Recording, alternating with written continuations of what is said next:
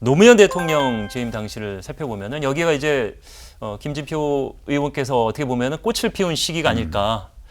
정말 경제부총리, 교육부총리 두 번 다 거의 비슷한 시기에 이렇게 이어서 지내신 분이 많지가 않은데. 예. 그렇죠. 그 노무현 대통령님이 이제 김대중 대통령님한테 당선이 되어서 인사를 하러 갔을 때 네. 김대중 대통령께 좋은 사람이 있으면 추천해 주십시오 하니까 김대중 대통령께서 저 당선자께서 나보다 훨씬 사람을 많이 하는데 내가 추천한다는 게 말이 안 되죠. 그러니까 그래도 추천해 주십시오. 그러니까 딱 저를 한 사람. 그럼 내가 써본 사람 중에 내가 공무원 출신 중에 내가 보니까 제일 유능하고 잘하니까 그분 하나 추천합니다. 노무현 대통령이 이 성격이 좀 급하시잖아요. 네. 그저 나오시면서 저한테 전화를 해서 그 당시 제가 국무조정실장을 하고 있었습니다. 네. 좀 보자 그래서 같이 저녁 식사를 하면서 저를 보고 이제 인수위원회 부위원장을 맡아달라. 여러 얘기를 하시는 중에 그런 말씀을 하세요. 노무현 대통령이 대화할 때 상대방을 굉장히 편안하게 해주시는 장기가 있으신 분이에요. 네. 내가 이거 요새 어떻게 하다 보니까 대통령까지 됐는데 밤에 잠이 안 와요. 이건 내가 성공을 해야 대한민국도 성공을 하고 국민들도 성공을 할 텐데 이 국리 저 국리 잠이 안 온다고 한 수 배웁시다. 어떻게 하면 성공한 대통령이 되겠어요? 그러시더라고요. 네. 그래서 저는 뭐 아는 게 경제밖에 없습니다만 딴 거 아무리 잘해도 경제가 나빠지면 성공한 대통령 소리 못 듣고 다른 건 좀 못해도 경제만 잘하면 또 성공한 대통령 소리 듣는 것 같습니다. 그랬더니 처음에 그러시더라고요. 노무현 대통령이. 또 그놈의 경제 얘기냐고. 이만큼 먹고 살면 찢어지게 가난하게 살다가 이만큼 살면 됐지. 맨날 그러면 경제 얘기만 한다고. 그러면서 노무현 대통령은 변호사 출신이라서 에비던스를 대고 얘기를 해야 딱 명확한 팩트와 증거를 드립니다. 증거를 내야. 네. 그래서 내가 그 클린턴 대통령과 아버지 부시 대통령이 대선전에서 아버지 부시가 걸프전의 대영웅이었는데 1년도 안 돼서 치러진 대선에서 왜 4년밖에 못하고 클린턴한테 졌느냐. 그때 클린턴이 한 말이 있지 않습니까? 바보야, 문제는 경제야. 내가 그 얘기를 했더니 맞다. 내가 승복한다. 그래서 제가 그 얘기를 했거든요. 이제 사람들의 교육 수준이 높아지고 생활 수준이 높아지면서 시민의식, 주권의식이 강해지면 각자 이익 투표하는 성향이 많아집니다. 자기에게 도움이 준 사람. 그렇죠. 그 사람을 선택하고 찍게 됩니다. 그랬더니 어떻게 하면 경제를 그러면 살릴 수 있겠느냐 그걸 물으시더라고요. 네. 재밌는 일화이면서도 뼈를 때리는 일침을 가하는 그런 얘기들을 좀 짧은 시간에 해주고 네, 근데 그 노무현 대통령님이 훌륭한 점이 자기가 부하 직원하고 토론을 즐기세요. 그 토론할 때 보면 심하게 공격도 합니다. 그 상대방이 자기를 공격하는 것도 다 좋아해요. 그러나 자기가 딱 들어보고 자기가 말을 잘못했다고 하면 깨끗하게 시인하고 승복하고 바꿉니다. 아주 솔직하신 분이고 정직하신 분이고 그래서 사람들이 이제 노무현 대통령을 굉장히 제일 사랑한다 그러잖아요. 자, 그렇게 두 번째 인연이 또 지나가고 웬만하면 이렇게 이쯤 되면 이제 뭐 본인의 길을 찾아간다든지 아니면은 또 다른 사람들이 중용되기 마련인데 현 정부 들어서 인수위원장 역할은 이제 국정기획 자문위원장을 맡으면서 또 한 번의 인연을 이어갑니다. 3명의 대통령에게 이렇게 중용될 수 있었던 비결이 분명히 있을 텐데 그 본인 입으로 얘기하시기 좀 쑥스러우시겠지만 주변에서 이제 얘기들을 많이 들으셨을 테니까. 저는 이제 두 가지가 중요한 생활의 모토로 삼고 있는 게요.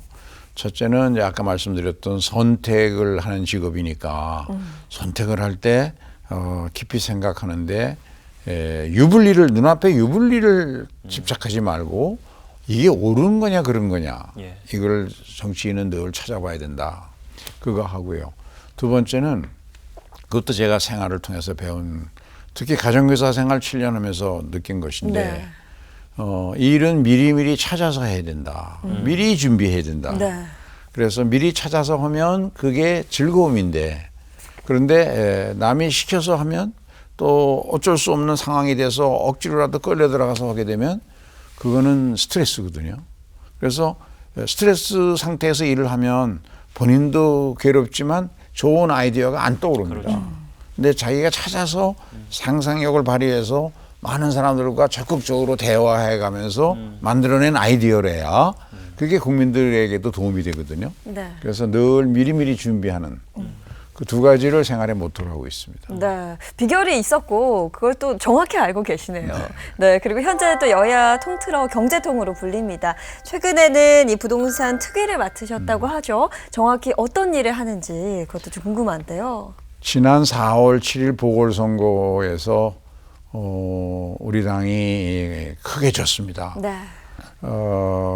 우리 당의 전략기획위원회에서 다양한 조사를 통해 보니까 얻어진 결론은 부동산에 관한 민심이 아주 나빴다. 네.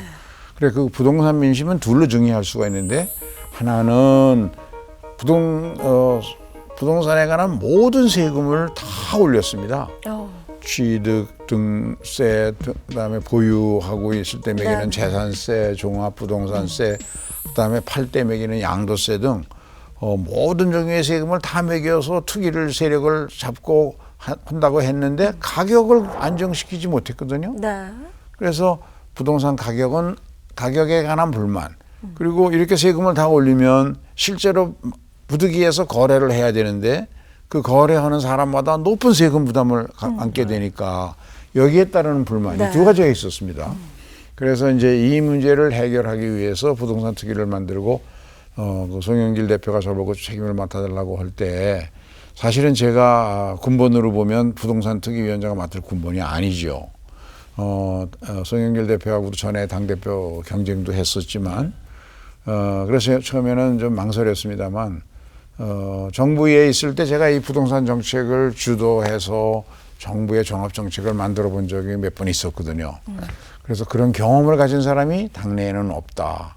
그러면 시간은 없고 짧은 시간 내에 정부와 그 당이 한꺼번에 긴밀히 협의하면서 우리 의원들이 다양한 의견을 수렴하고 또 반대하는 사람들을 설득하고 하려면 천상 내가 도와야겠구나 하는 생각으로 맡아서 이제 해왔는데요. 끝났습니다. 끝나서 일단 공급 대책을 강화해서 부동산 가격을 안정시키는 일은 지난 6월 10일 날 송영길 대표가 인천시장 때부터 주창해온 누구나 집 프로그램의 형태로 17,000세대를 공급하는 것을 수도권 전체에서 발표를 했고요. 앞으로도 한 달에 두 번 정도씩 정부가 그동안 20차례 넘게 발표한 공급 대책이 계획만 있거든요. 네. 이것을 분양 가능한 수준의 피부에와 닿는 구체적인 공급 프로젝트로 발표하도록 그렇게 이제 하나 했고 그다음에 이제 세금 중에서 그 1세대 1주택자들 투기 의사가 있다고 보기 힘든 소규모 1세대 1주택을 가진 사람들까지 재산세 또 종합부동산세 네. 양도세 등으로 세금이 너무 무거워져서 특히 양도세의 경우에는 막 피치 못할 사정으로 이사를 가야 되겠는데 집을 팔려고 해보니까 세금이 너무 무거워서 1세대 1주택자인데 다시 집을 살려면 그 돈으로는 못 사니까 집을 줄여가야 되는 그런 문제들은 최소한도 해결을 해주자 해서 많은 토론을 거쳐서 그것을 마무리했습니다. 네, 앞서 직접 말씀해 주셨는데 부동산 문제 관련해서는 정말 국민들의 실망감이 사실은 굉장히 큽니다. 앞서 말씀해 주신 대책들로 하여금 이 문제점들이 좀 개선될 수 있겠죠? 네, 그렇게 되도록 지금 노력을 하고 있고요. 제일 중요한 것은 가격을 안정시키는 것인데 네. 그거는 공급 대책을 계속해서 발표를 해서 정책에 대한 국민의 신뢰를 얻는 일이 중요합니다. 네. 예. 경제통, 경제 전문가, 뭐 당에서도 당연히 인정을 받는 부분이죠. 추미애, 이해찬, 이낙연, 현재 이제 송영길 대표까지 당의 대표들이 내리 국가경제자문회 의장을 내리 맡기고 자문을 계속해서 구한다는 거는 이것도 쉽지 않은 일인 것 같아요. 좀 부담감도 있으시겠어요. 예, 제가 이제 문재인 정부 출범 때 국정기획자문위원장, 그게 인수위원장의 역할이죠. 해서 국정 전반을 계획을 세워보고 100대 과제를 로드맵의 형태로 만들고 그다음에 노무현 정부 때도 제가 그런 역할을 했거든요. 인수위원회 부위원장으로. 그러니까 이제 그것 때문에 저한테 당에서 그 큰 일을 앞두고는 국가 경제 전체를 줘가면서 보면서 네. 당정 협의의 당의 목소리를 정책으로 만들 수 있는 그런 역할을 저한테 맡겨 주셨는데요. 예. 그동안 제가 주로 역점을 두고 추진했던 것은 그 아까 제가 모두에 말씀드렸던 그 구직 대신 창직하라. 그러니까 우리 경제는 그동안 제조업 중심의 네. 경쟁력을 가지고 세계적으로 10위권까지 올라왔습니다. 그런데 지난 20여 년간 우리 경제를 돌이켜보면 새로운 부자가 별로 생기지 않았어요. 이렇게 무슨 말이냐 하면 경제의 활력이 떨어진다는 얘기죠.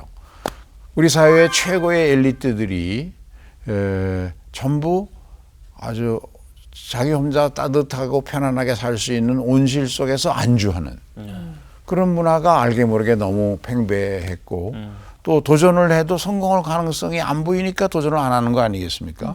그래서 이런 기회의 땅을 젊은이들에게 만들어줘야 된다. 그래서 저는 창업 경제가 중요하다. 특히 4차 산업혁명 시대에 미래의 새로운 기술을 가지고 이제 새로운 것은 소재혁명과 함께 융합의 영역에서 만들어지거든요.